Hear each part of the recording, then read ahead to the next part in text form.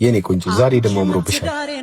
በማከላችን ይሄ እየተፈጠረ እንደሆነ ቢያቅስ ቆይ ባክሽ ተይው። ጓደኛዬ እኔ ያላቀውም ይሄኔ ስራ እያለ ከሌላ ሴት ጋር እየተሞዳሞደ ነው። ግን እኮ አላየነውም። ለምን ጥፋታችን ለመሸፈን እንሞክራለን?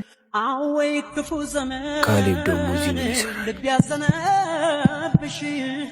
እንዴ? ባይሺ ማታ ደውይልኝ።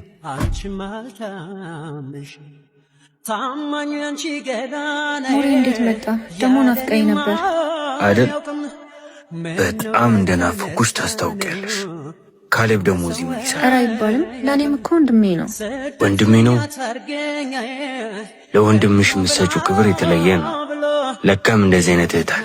ምን ነው ባሌ መቀናቱ ነው? ቤት ምስር ሰርቼ እላለሁ። ነገ ብተን እንብላ። ቤታችን? የትኛውን ቤታችን? ከመቅስፈት ያፈረሽውን ቤታችንን? እንደምታስበው እኮ አይደለም። ቆይ እንዴ ላስረዳ።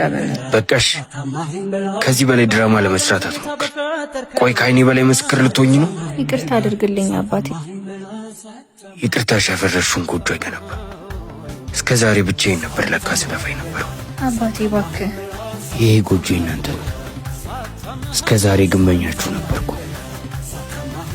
ወልዳችሁ ክበዱበት። አሜን በይ። ከአሜን ብዙ ይቀራል።